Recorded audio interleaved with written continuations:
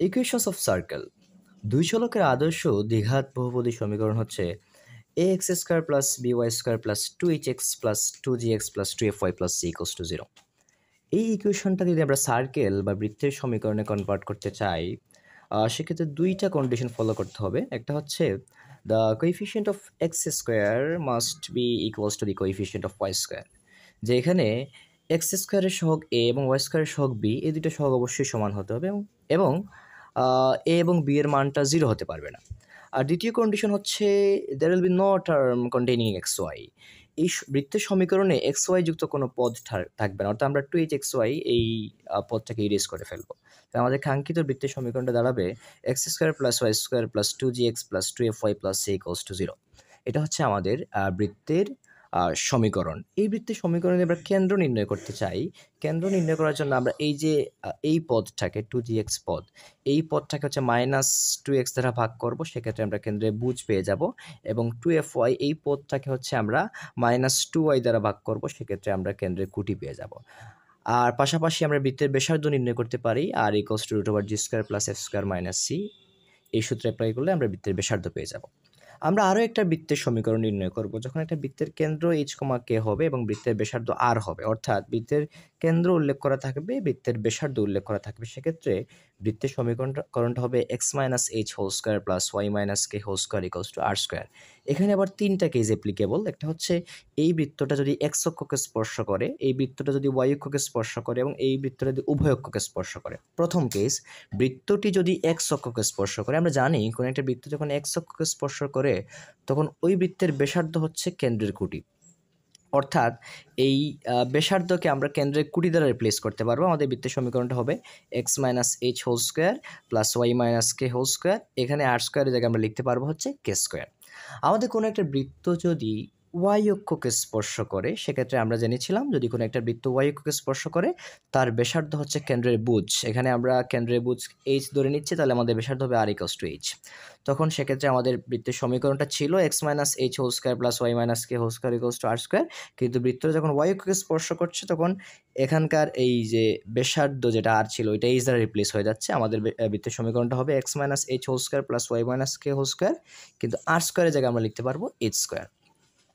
এবং ৩ নম্বর কেস যেটা, যে একটা বৃত্ত যদি উভয় অক্ষকে একই সাথে স্পর্শ করে, অর্থাৎ এক্স অক্ষকে স্পর্শ করছে এবং ওয়াই অক্ষকে স্পর্শ করছে। তো আমরা জেনেছিলাম এক্স অক্ষকে স্পর্শ করলে বৃত্তের ব্যাসার্ধ ছিল কেন্দ্রের কুটি, ওয়াই অক্ষকে স্পর্শ করলে বৃত্তের ব্যাসার্ধ ছিল কেন্দ্রের ভুজ।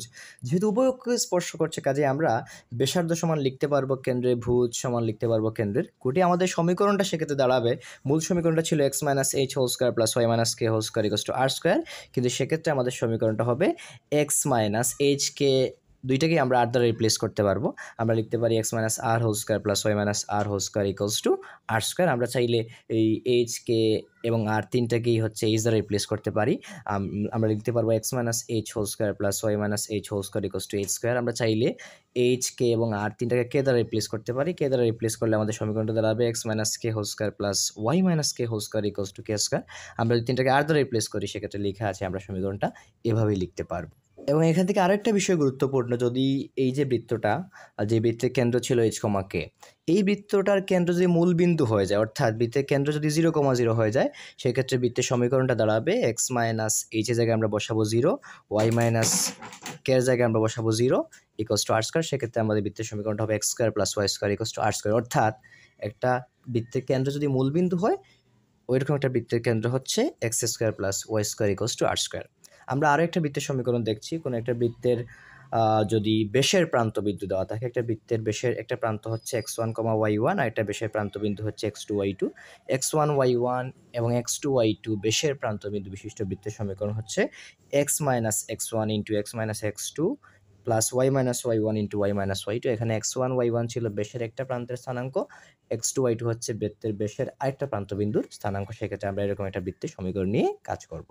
যদি একটা বৃত্ত উভয় অক্ষকে ছেদ করে, সেক্ষেত্রে আমাদের ওই বৃত্তের সমীকরণটা কি হবে? তো আমরা দেখতে পাচ্ছি এই বৃত্তটা এক্স অক্ষকে a,0 বিন্দুতে ছেদ করেছে, ওয়াই অক্ষকে 0,b বিন্দুতে ছেদ করেছে এবং বৃত্তটা মূল বিন্দু দিয়েও যাচ্ছে। তাহলে এই বৃত্তের সমীকরণটা হবে x minus a by two whole square plus y minus b by two whole square equals to root over a by two whole square plus b by two whole square whole square. এখানে বৃত্তটি x অক্ষকে a,0 বিন্দুতে ছেদ করতেছে, কাজে এই যে এই পয়েন্টটা হবে a/2, আবার এখানে y অক্ষকে 0, b বিন্দুতে ছেদ করতেছে, কাজে এই পয়েন্টটা হবে b/2। সেখান থেকে আমরা কেন্দ্রের স্থানাঙ্ক পাচ্ছি হচ্ছে a/2, b/2। আমরা যদি কেন্দ্রের স্থানাঙ্ক পাই, এখানে ব্যাসার্ধ আর বের করতে চাচ্ছি। ব্যাসার্ধ আরটা অ্যাকচুয়ালি কি হিসেবে কাজ করবে, যে এই বাহুটার দৈর্ঘ্য হচ্ছে b/2, এই বাহুটার দৈর্ঘ্য হচ্ছে a/2। পিথাগোরাসের সূত্র অ্যাপ্লাই করলে আমরা এখান থেকে আর এর মান পাচ্ছি √a/2 whole square plus b/2 whole square. তো আলটিমেটলি এখান থেকে আমরা বৃত্তের সমীকরণটা মূলত আগের সমীকরণ থেকে নিয়ে আসছি, যে x minus h whole square plus y minus k whole square equals to r square. এখানে h-টা হচ্ছে a/2 আর k-টা হচ্ছে b/2, h এবং k কে আমরা a/2 আর b/2 দ্বারা রিপ্লেস করছি। সমীকরণটা দাঁড়িয়েছে x minus a/2 whole square plus y minus b/2 whole square, এবং r এর মানটা আমরা এখান থেকে বসিয়ে দিই। যেহেতু বৃত্তের কেন্দ্রের স্থানাঙ্ক যদি h, k ছিল, তখন আমাদের সমীকরণটা ছিল x minus h whole square plus y minus k whole square equals to r square. এখানে h এবং k কে আমরা a/2 b/2 দ্বারা রিপ্লেস করাতে আমাদের সমীকরণটাও রিপ্লেসড হয়ে গিয়েছে। আমরা এ আর খলিফার নিয়ম অনুসারে বৃত্তের সমীকরণ জানি। এ আর খলিফার নিয়ম অনুসারে যদি একটা বৃত্ত x1, y1 এবং x2, y2 বিন্দু দিয়ে যায়, অর্থাৎ দুই বিন্দুগামী বৃত্তের সমীকরণ, সেক্ষেত্রে এ আর খলিফার নিয়ম অনুসারে আমরা বৃত্তের সমীকরণ জানি x minus x1 into x minus x2 plus y minus y1 into y minus y2 plus k into x minus x1 into y1 minus y2 minus y minus y1 into x minus x2 equals to 0। এটা হচ্ছে এ আর খলিফার নিয়ম অনুসারে আমাদের বৃত্তের সমীকরণ। এখানে x1 y1 ছিল, বৃত্ত যে বিন্দু দিয়ে পাস করতেছে এরকম একটা বিন্দুর স্থানাঙ্ক, x2 y2 হচ্ছে বৃত্ত আরেকটা বিন্দু দিয়ে পাস করছে ওই রকম একটা বিন্দুর স্থানাঙ্ক। আমরা বৃত্তের পরামিতিক সমীকরণ নিয়ে জানবো। যদি একটা বৃত্তের ব্যাসার্ধ আর হয়ে থাকে এবং কেন্দ্র যদি h, k হয়ে থাকে, সেক্ষেত্রে ওই বৃত্তের পরামিতিক সমীকরণের জন্য আমরা x সমান লিখতে পারবো r cos theta plus h, এবং y সমান লিখতে পারবো r sin theta plus k।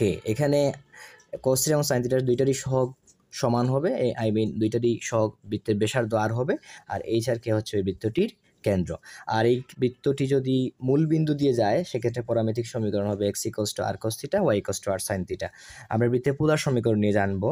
যদি একটা বৃত্তের কেন্দ্র r নট, থিটা নট হয় এবং বৃত্তের ব্যাসার্ধ যদি a হয়, সেক্ষেত্রে বৃত্তের পোলার সমীকরণ হচ্ছে r square minus 2r r not cos theta minus theta not plus r not square equals two a square. এখানে